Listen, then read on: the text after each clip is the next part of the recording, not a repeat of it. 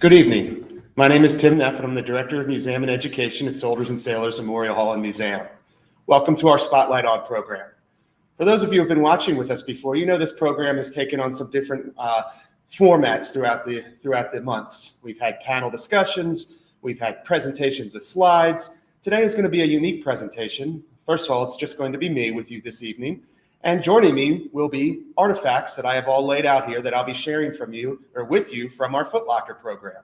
So I want to thank you all for joining us this evening. As you all know, Soldiers and Sailors is a military museum located in Pittsburgh, Pennsylvania. It is built back in 1910 as a memorial to Civil War veterans, but today it stands as a nonprofit organization that honors veterans from all wars and all of those who have served, from Civil War all the way through present day. The Footlocker program is this very special program that we developed this specifically to take it on the road, to take artifacts from the museum out to different locations. But since over the past year we haven't been able to do that, we've adapted it into a virtual program, which we'll be sharing with you tonight. So in a moment, we're going to start, and I'm going to show you some artifacts from different eras, and we're going to look at stuff and see what a soldier's life was like starting in the Civil War, and then move our way forward and see how much a soldier's life changes and what their experiences change through the years. Before we get started, if you have any questions, if you're on Facebook, you can just enter a comment into the comments section, and I'll answer those at the end of the program. Also, I want to take a moment just to recognize today is Veterans Day.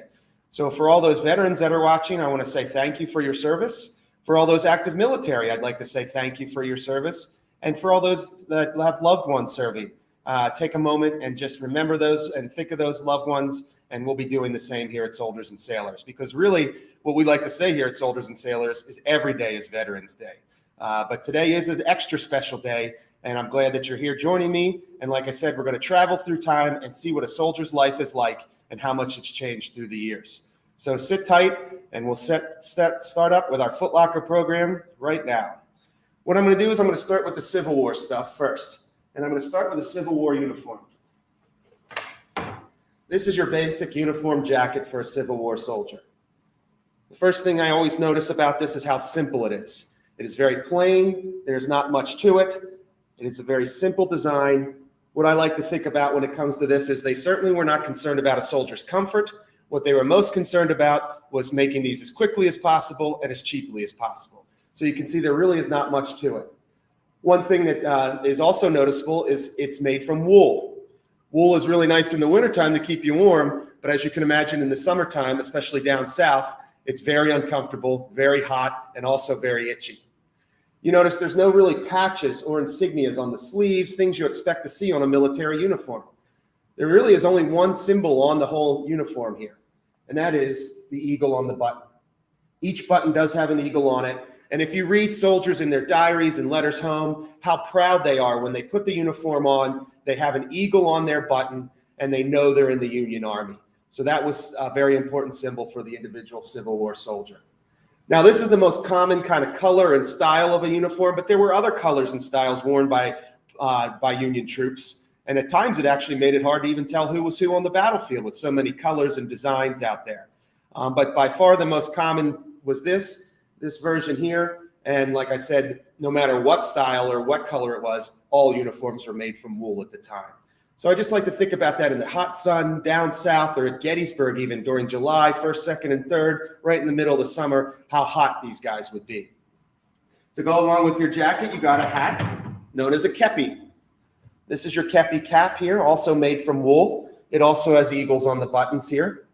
And it has a strap in the front that actually was to be worn down underneath your chin, but most guys didn't wear it that way because it was very uncomfortable, and they kept that flap or that strap up above there like that. Right?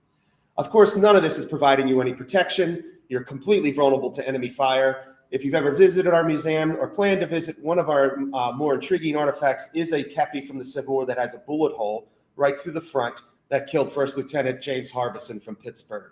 And his brother was serving next to him, picked that hat up and brought it home and presented it to his mom. And his mom eventually donated it to Soldiers and Sailors after the building opened in 1910. So I just use that story to illustrate how vulnerable these guys were, lining up on the battlefield in these wool uniforms, wool hats.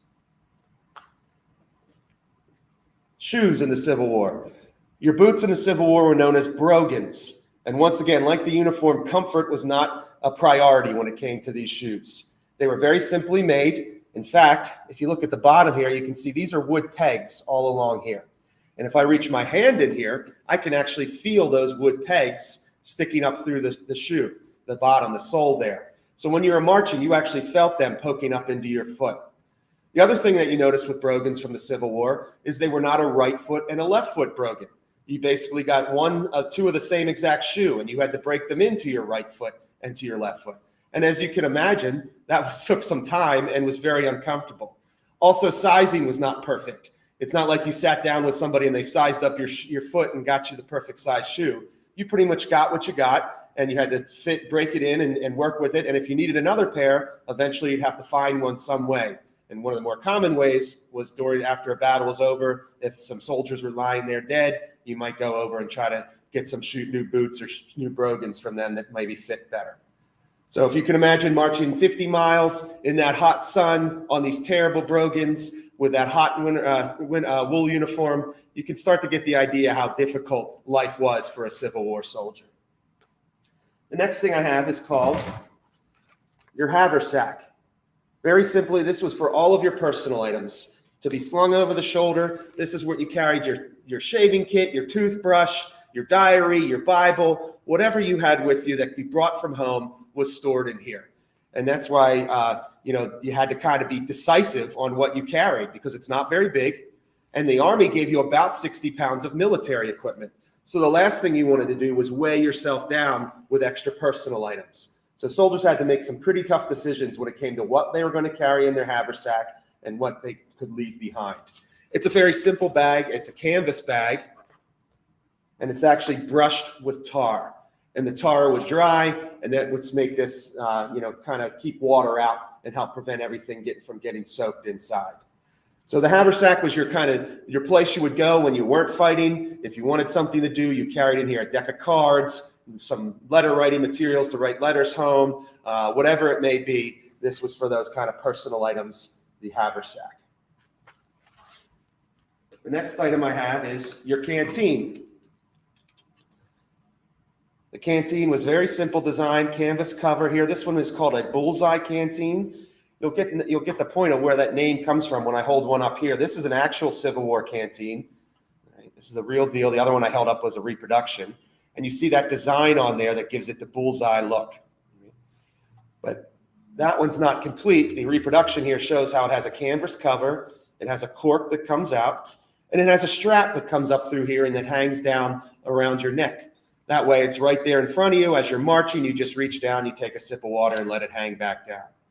The problem with the canteens, and more importantly, the water, was the misunderstanding, the lack of understanding of the importance of clean water. A lot of soldiers suffered from drinking dirty water that had, germs or bacteria in it. They would get sick, and a lot of soldiers died from disease like dysentery. And more men actually died in the Civil War from diseases than died from actually being in combat. So you can imagine now that's a whole nother layer to that difficult life these guys were living. Uncomfortable clothes, uncomfortable shoes, and you always were fearful of disease. Of course, your soldiers had to eat, and in the Civil War, the main ration that a soldier ate was called hardtack. Now, let me be clear here. Soldiers, when they were in a camp, they would start fires, they'd cook food, they'd have hot meals to eat. That was when, let's be honest, they were actually eating good. It might not be the best food to us today, but at that time, it was, at least a hot meal. But when you were marching or when you were fighting all day long and there was no time to prepare food, you had to live off of rations like this called hardtack. It's a very simple recipe: flour, water, and salt, baked in an oven extra long. The idea was to get it really hard, where the name hardtack comes from. And the idea was so that it would ship from the factories to the front lines and it would stay in one piece. If it was a regular cracker, it would just crumble and fall apart before it got to the soldiers. Now, the soldier gets it, though, and there's no way he can eat this. So, as many of you might know, what you would need to do was dip it in water or soak it in water, get it soggy, and that way you could eat it. So in the end, you were living off of about a soggy cracker, for a lack of a better way to put it. It got nicknamed teeth dullers, sheet iron crackers, right? And there was even a little folklore about hardtack that it actually could stop a bullet. Now, I don't know if I believe that, but that was the folklore and the stories told about hardtack. So if you're going out on a march you get maybe 5 or 6 pieces of hardtack. If you were lucky, you might get a little bit of salted pork or jerky, something like a jerky to also eat as a ration. And you'd just be expected to live off of that all day as you marched once again in those uncomfortable shoes, in that wool uniform, drinking water that sometimes was making you sick. So without, belaboring the point, it's quite clear the life of a Civil War soldier was very, very difficult. And, these guys were, unfortunately, I hate to say it, got used to living that way. All right. So that's the Civil War. If we fast forward a little bit to World War I, we start to see some changes. Of course, World War I is considered our first modern war. There's a lot of new technology being used, like airplanes and tanks and machine guns, changing the way that war is fought. And in some ways, it changed the soldier's life as well. When it starts off here with their uniform, this is a World War I tunic. Right away, you see it's more of a traditional color that we think of when we think of military uniforms. And unlike the Civil War, everybody did wear the same uniform in World War I. Like I said, in the Civil War, sometimes one regiment might have one design, and then you could go to the next regiment with a different design, different color. No, everything was going to be the same in World War I. Couple things are carry over from Civil War. This is made from wool, all right? So wool is going to be used once again. And if I hold up here, see if I can get this to focus here, you also see the eagle on the button. So that tradition carried over. What was new with the World War I uniforms was patches. Patches, insignias, things that had never been really worn on uniforms before. Right? So first of all, you see the patch on the shoulder sleeve here. This is an 80th Division patch. There's 3 mountains there, representing Pennsylvania, West Virginia, and Virginia. So that's where a lot of those guys came from. All right. On this sleeve here, there's a patch for infantrymen. All right, so you knew that he was a frontline infantryman. Over here at the bottom, you have service stripes telling you how long he was in the service. And then you also have a stripe here that represents a wound. All right. So a lot of these things were added after the war. They weren't worn during the war, but they did start the tradition of military uniforms and having different patches and insignias that represented your service during the war. And like I said, that's going to be in World War I. When it comes to headgear, no longer did you have a wool hat. Now you do have a steel helmet, right? This is modeled after the Brodie helmet, which is a British helmet, but this familiarly became known as the Doughboy helmet, right?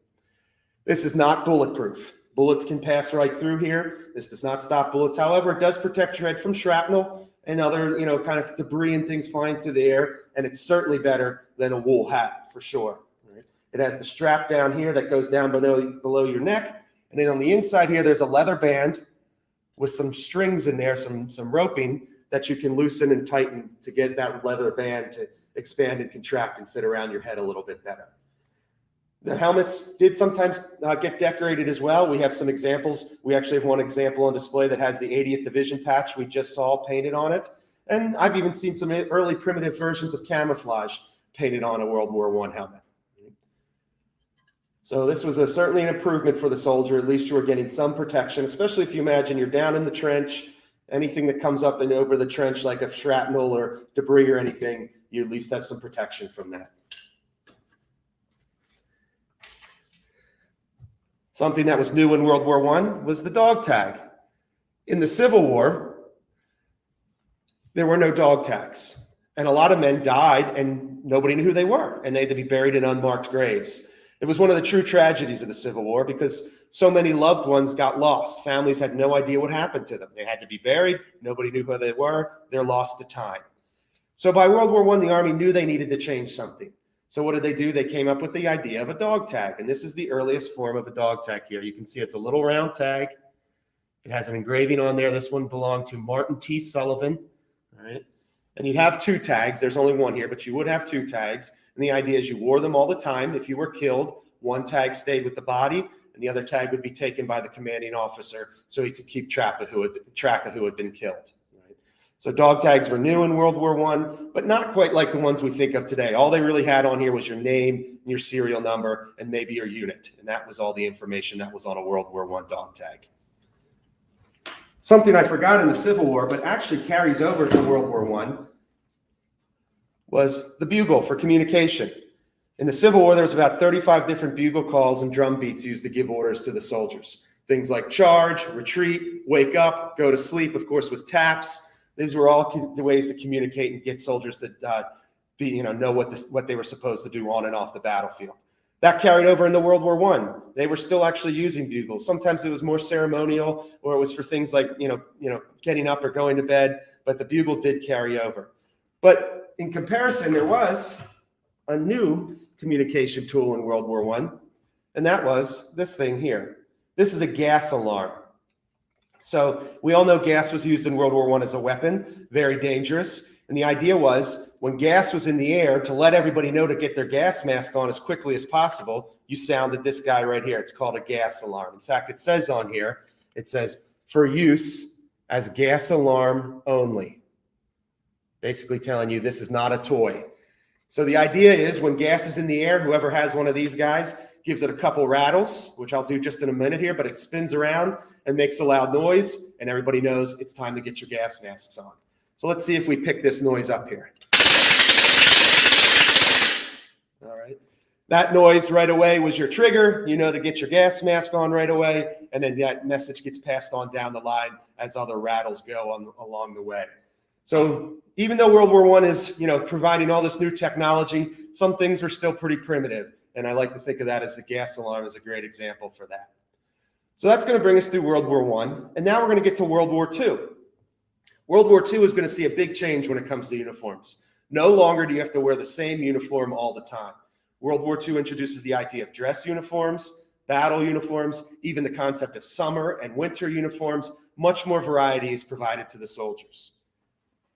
The dress uniform, which became very well known as the Ike jacket, is seen here. You've probably seen these before. This is what you would call your traditional Ike jacket. Very simple design, comes right down to your waist. All right. It really is meant to fit pretty tight. It's not necessarily meant to be comfortable. But what I love about the Ike jackets is the story they tell. They really become a diary of service. All the patches and insignias tell you all about what this individual did in the war. It starts right here on this side with a tank destroyer's patch. This is a cat biting down through tank treads. And that tells you that this guy's job is he is a tank destroyer, an artilleryman that destroys tanks. Below that is his rank, corporal, 2 bars for corporal. And down at the bottom here are service stripes, some representing overseas, and this one representing 3 total years of service. On this sleeve here, you have 5th Army. So now you have his unit patch on there, who he served with. And then, of course, across the front, we have the different ribbons that a soldier receives, representing the medals that they receive. And in this case here, there is a Silver Star Medal, which is actually a very high medal of valor. And then there's also more common medals like the Good Conduct Medal, the Victory Medal, and different theater of operations medals that represent where this soldier fought. So just from an Ike jacket like this, you can learn what their job was, what their rank was, how long they were in the service, and some of the accomplishments and where they served from the ribbons here. So the Ike jackets are really interesting that way in the way they tell a story. I'm going to grab a little sip of water here before I move on to the battle fatigue. This is what you wore on the front lines in combat. This is honestly what I can say the first jacket I've held up that I would consider comfortable.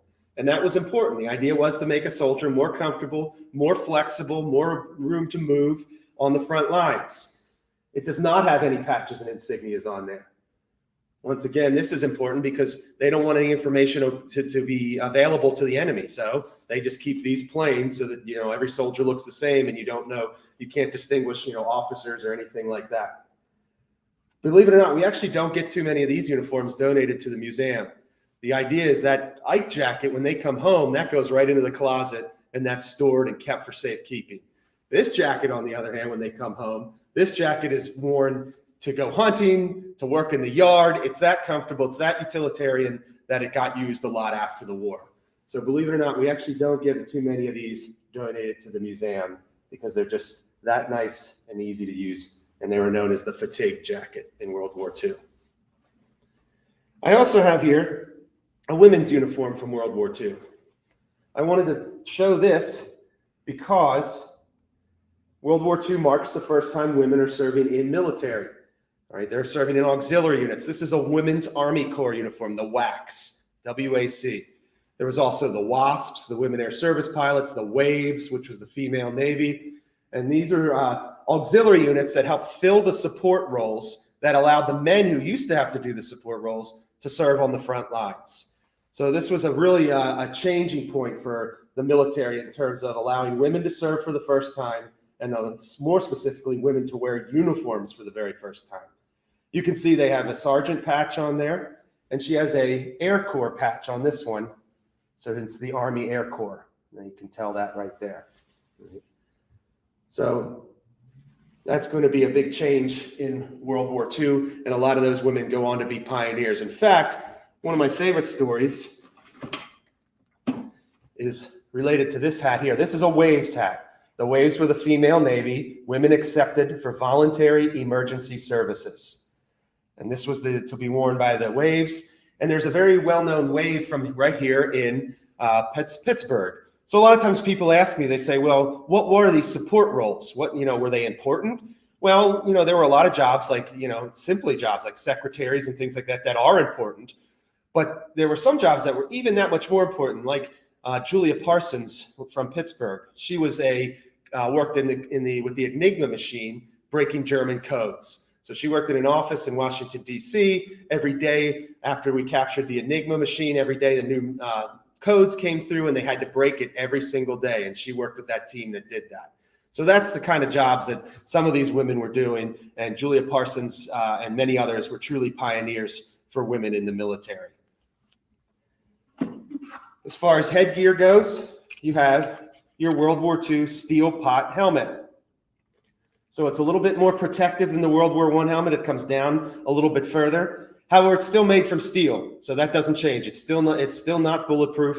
It just protects your head from shrapnel and other dangerous things like that. It does come apart, and what you see here is where you get that steel pot. That's the steel pot where the name comes from. This inner shell is really there just to size it up to your head, right, with the different straps. But the steel pot is fascinating because not only was it your helmet, but if you put water in here, this is where you brushed your teeth. This is where you shaved. This is where you could put water in and boil water if you wanted to have clean water. Remember, we talked about in the Civil War how that was a problem. Or in World War II, if you were really in a pinch, you could just boil water in your helmet to get your clean water. In fact, I've seen a little pamphlet out there that says 99 different ways to use your World War II helmet. And it just goes to the initiative and the, how creative these soldiers were. I mean, you can only carry so much equipment, and you have to learn to use that equipment in different ways. And the helmet in World War II, the steel pot's just a great example of this. And this helmet actually stays in service all the way through into the 1980s. So this little guy here serves from World War II all the way into the 1980s.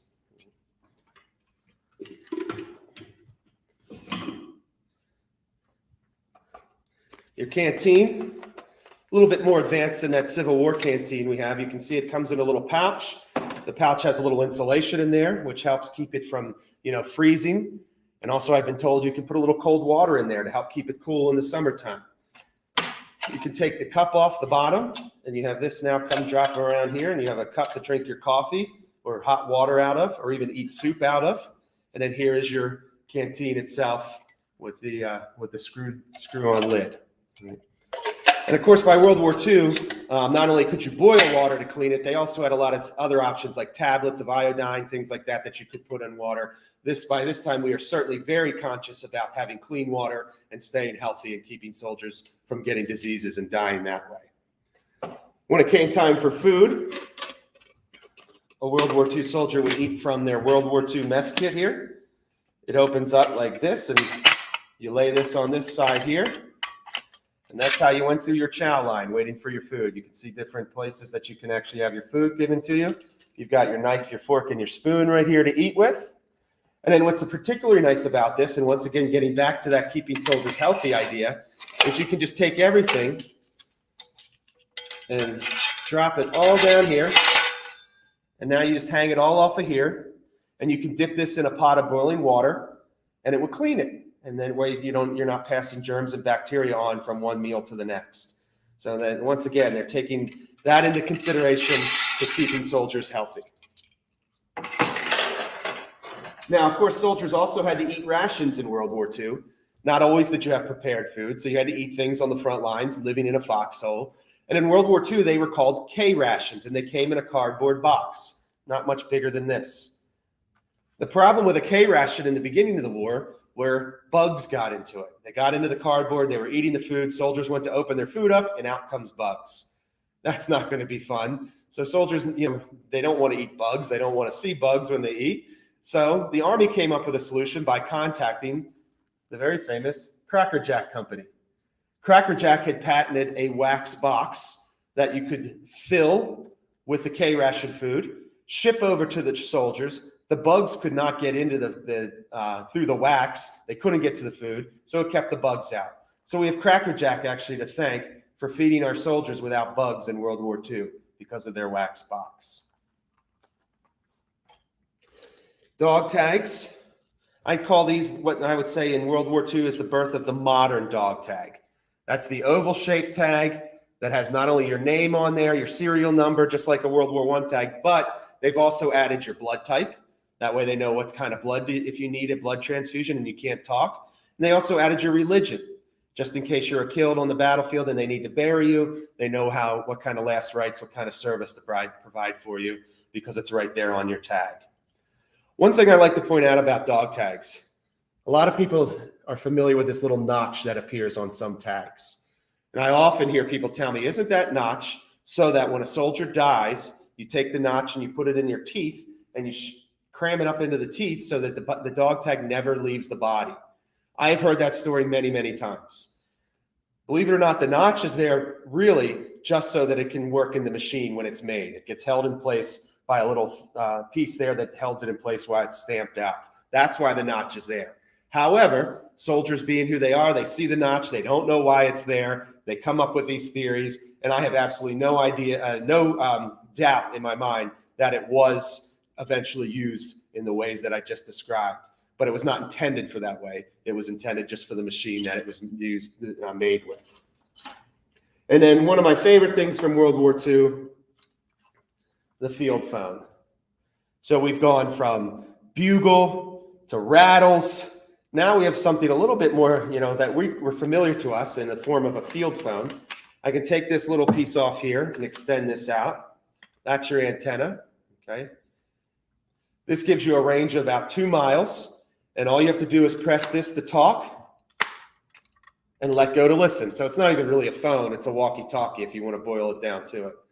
But this is really important. So let's talk about this for a minute. Every squad of soldiers has a guy that has a radio, backpack radio. He's the primary communicator. That said, if he's wounded or that radio is damaged, now you're cut off and you have no way to communicate. That's where this guy comes in.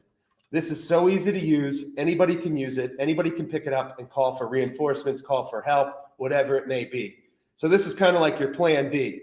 And the idea was it was easy to use and it was portable for its time. All right. So that was your field phone in World War II. One of the biggest drawbacks, though, not only was it only good for about 2 miles, it also only worked on one frequency. So when the enemy picks up that frequency, they can listen to what you're saying. So it's not really meant for secret messages.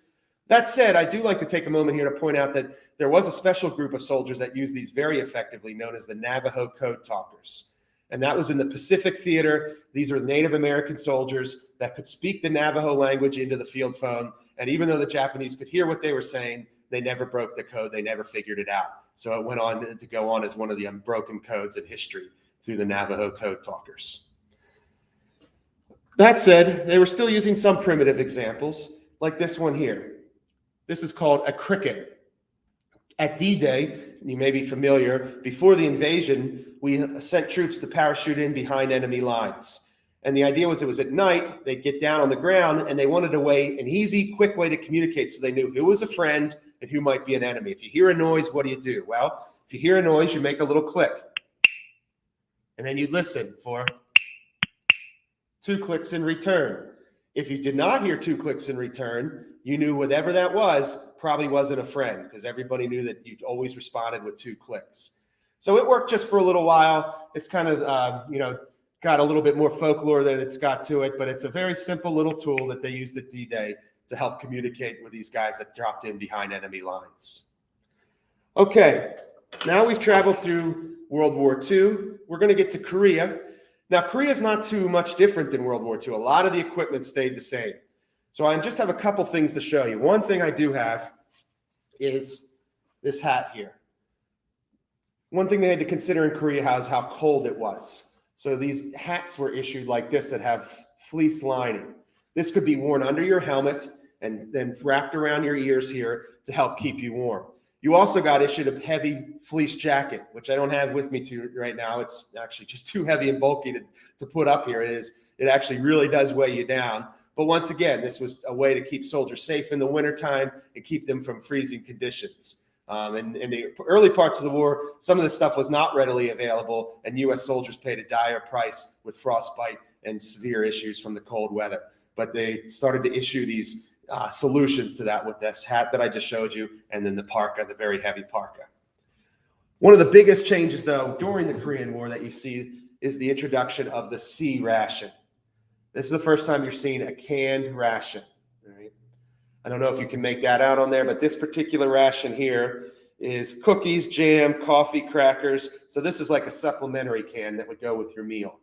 Cans make a lot of sense. It's going to keep bugs out for sure. It's going to keep things fresher for longer. The problem is, and why they didn't introduce them earlier, was how do you open the can? Well, that's when they introduced soldiers to something called the P38 can opener. I'm going to have to hold this really close to the camera to see it here. It's this little tiny guy here. You can see it has a point there. And you put this on the lid, and you rock it back and forth all the way around.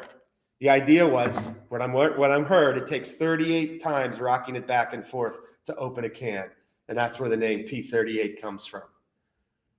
And if you talk to any veteran who ever was issued one of these, they speak very highly of it. It was used for a lot of different things. It could be used as like a screwdriver and things like that. And a lot of the veterans I talk to still carry it with them today with their dog tags, because as you can see, it's on a chain. In this case, a lot of guys did just wear it with their dog tags around their neck. So now we're going to get into Vietnam. Vietnam's going to see some pretty drastic changes here to a soldier's life. First of all, unlike Korea, now we're in a very warm environment. So you're going to see much lighter weight uniforms, right? Uniforms that certainly were meant to be worn in jungle environments, very thin material, thinner material than we've seen so far, I should say.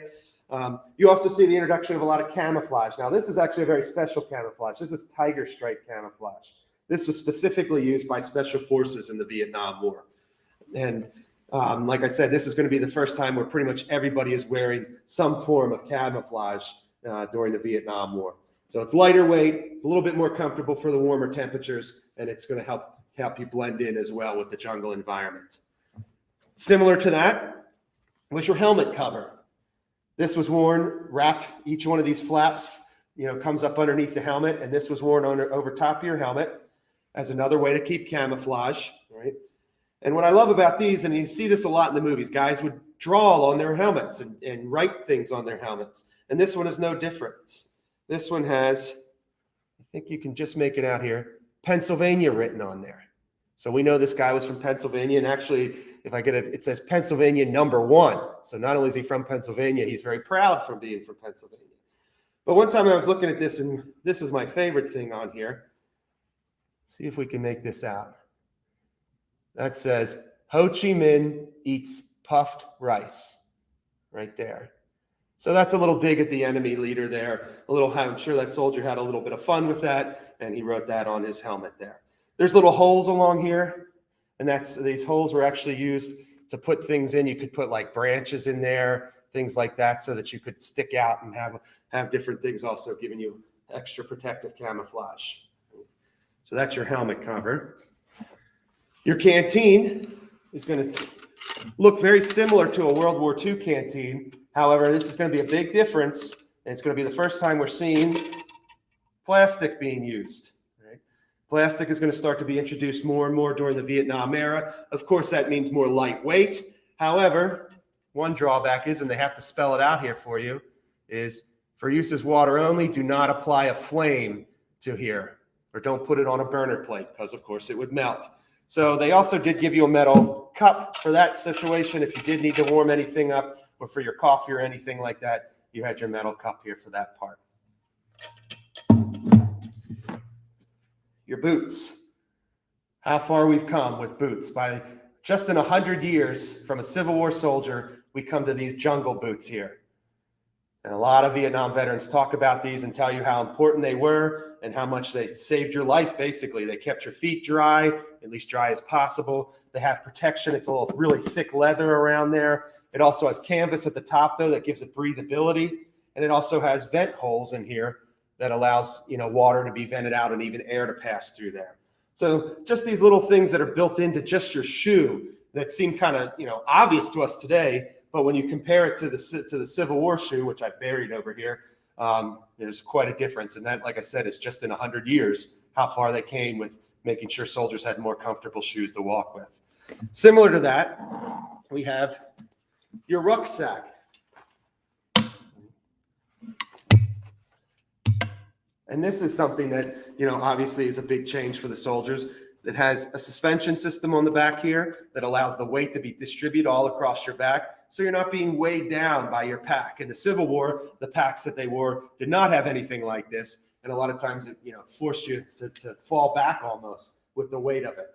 But here you have this built in that helps distribute the weight, plus you have all this space here for all of your things that you would carry.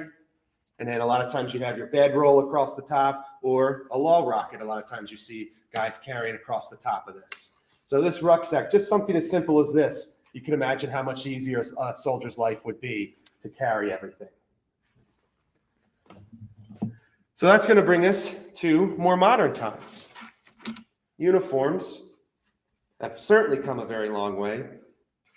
This one here, this is literally what they would call Under Armour. It's very thin material. It's wicking material. It's meant to, kind of make your life very comfortable. It's literally meant to be worn under your body armor. That's why it's not camouflaged here. It's only camouflaged on the sleeves.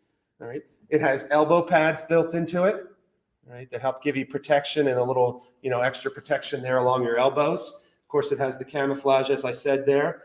And they even make life real simple for you by putting Velcro on the uniform. So in order to put patches on there, instead of having to sew them in, now you just can put patches on there and take them off whenever you need to. So just as simple as technology of your uniform. If you've ever worn anything like Under Armour before, you know how useful it can be for hot weather and even for cold weather. And this comes in handy for soldiers in more modern times. Of course, the helmet is also a big change. The Kevlar helmet. All right. This is the first time we're seeing anything that is actually bulletproof, right? And it is set up to size up inside here. It does have flaps for your ears that come down here. They also have, the little opening here so that you can see all around. It gives you a little bit more peripheral vision when you can look out the side of your, look from side to side. So this is a big advantage for soldiers of today with the protection that it provides. And, but it is heavy. I will say it is a little bit heavier than a World War II helmet. So you do have to get used to that. And there is also room to put some kind of cover on here for different forms of camouflage, depending on what part of the world you're fighting in. So that's your Kevlar helmet. The canteen I have here is, of course, plastic. We started seeing that in the Vietnam War. But it's also what they call a bladder canteen. So it kind of forms and goes to the shape you need it to wherever your water is. It's like a hot water bottle almost. But even today, this is advanced even more so that they're wearing these, it's called a camelback on their back. They wear a bladder canteen like this, and a straw comes up over your shoulder, and you can drink your water out of there, and you don't even have to undo your canteen or anything like that. All you have to do is turn to the side, and you have water readily available. And then finally, last but not least, food. How much we've changed here now that we have the MRE, meal ready to eat. This is a vegetarian meal in here. When I pull everything out, let's get this guy over here.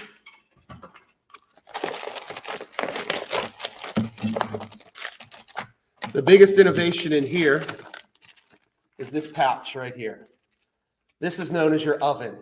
You put water in here. There's chemicals down here that get really hot. and you can lay your main dish, which in this case is black bean and rice burrito. You lay that up against there, and it actually warms it up for you. So without a fire, anything like that, you can have a warm meal right there on the front lines. What a difference that is from the Civil War, where you were eating hardtack. That said, I do always find it funny that in a lot of these MREs, they still have crackers, pretty hard crackers. So some things change, but some things stay the same. However, you do get a little bit of, I think there's some peanut butter that you could put on your cracker to give it a little bit more flavor. But they're still giving you the hard cracker just like they did in the Civil War. Also in here, there's some pineapple, there's a fruit bar, and your little utilitarian pack here with Chiclets gum. There's coffee in here. There's a little bottle of Tabasco sauce in here. There's even toilet paper in here. So they truly give you everything you need from start to finish with these MREs. So that brings us to the end with all these different kind of changes that we see in this progression that we've made all through the years. I'd like to see if there's any questions out there. Like I said, if you're on Facebook, all you have to do is post it in the comments section. I'd love to answer any questions that you may have. I've thrown a lot of information at you in the last 40 minutes or so, and you can see, I hope you get an idea of how much, a soldier's life has changed and how much the equipment they carry has changed. And one thing I'd like to point out while I'm here is behind me, I think we've used this backdrop before. I don't know how much we've been able to talk about it.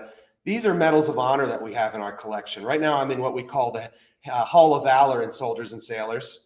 And the Hall of Valor honors soldiers who have received the Silver Star, Distinguished Cross, and the Medal of Honor, the three highest medals in our military.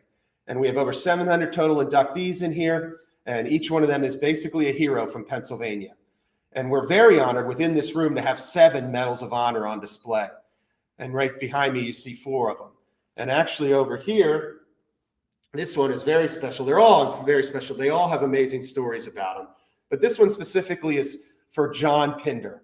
And John Pinder was at D-Day in World War II, and he was at the beaches of Normandy. He got on the beaches as a radio man, but his radio was damaged. So he had to get out of his protected position where he was, go back to the water, and get more parts for his radio. Well, he had to make 2 or 3 trips back and forth, and he gets severely wounded while he's doing that. He's so wounded that he's barely staying alive, but he gets the first working radio on Omaha Beach, which opens up communication, is going to help win the day. Right after he gets communications open up, he gets hit with a sniper. A German sniper shoots him in the head and kills him. So basically, if you boil the story down, he died for a radio. But he knew it was his job to get that radio up and running. So he was going to do whatever it took. And on top of all that, it was simply his birthday. It was his 32nd birthday. And this is what he was doing on his birthday. And it's stories like that, and it's stories that this room is filled with, and this museum is filled with, and why it is so important to come visit Soldiers and Sailors, and why it's important to learn about these stories through programs like this. Okay, I see a question come up here. Did the U.S. Navy wear camo fatigues in the Vietnam War? No, not really. Most people, when they think about the Navy in the Vietnam War, in fact, this is kind of a funny story. A lot of guys joined the Navy in Vietnam era because they thought that they'd never have to go into Vietnam. They'd just stay on these ships that were all around the outside. And in that case, you'd wear a regular Navy uniform. But what they weren't expecting was a segment of the Navy called the Brown Water Navy. These were the guys that patrolled the rivers within Vietnam. They did not wear camouflage. They wore kind of a dark green uniform. And it was a very dangerous job. So there were some guys who signed up for the Navy who got much more than they bargained for when they got pushed from the regular Navy into the Brown Water Navy. I really appreciate some of the comments coming through here. Thank you all for joining us. Is there anybody else that has any questions? I will take this moment one more time to say, as part of Veterans Day, thank you to all of our veterans. Thank you to all of those who are currently serving. I hope everybody took a moment today to reflect about the service and the sacrifice of these individuals and what they've done for our country. Maybe you got a chance to attend the parade downtown or something like that. And I just, every day is Veterans Day at Soldiers and Sailors, but for everybody else, I think the least we can do is on this special day to take a moment and reflect about their service. So with that, I think if I can pull up here And there's time. If anybody has any questions, we can still get to it. But I do want to point out a couple things here. And if you bear with me right for a minute. If you want to learn more, you can learn more about the Soldiers and Sailors Footlocker program at our website. There's a whole page under education that talks about the program and how it's available. And of course, how we're doing it virtually now, just like today. So usually this program is where we take things to the schools or take things to libraries, and it's great because kids and people can actually touch things and hold them. Well, in the past year and a half, we've learned that doesn't always work out so well. So we have adapted it to this virtual format as well. If anybody out there is interested in scheduling a program, either virtually or in person, you can see my contact information there, and we can set up a program for you. And then last but not least, I do want to point out next month's program. Next month, we will go back to more of our regular format. It'll be on December 9th, 2021, 7 o'clock. And we're going to talk to Ben Keene, who is a board member here at Soldiers and Sailors, and he's going to tell us about guardian angels, which are medical service dogs for veterans. And he's going to tell us all about some of the misconceptions about dogs like that and some of the benefits, the big benefits that he has seen from having a medical service dog.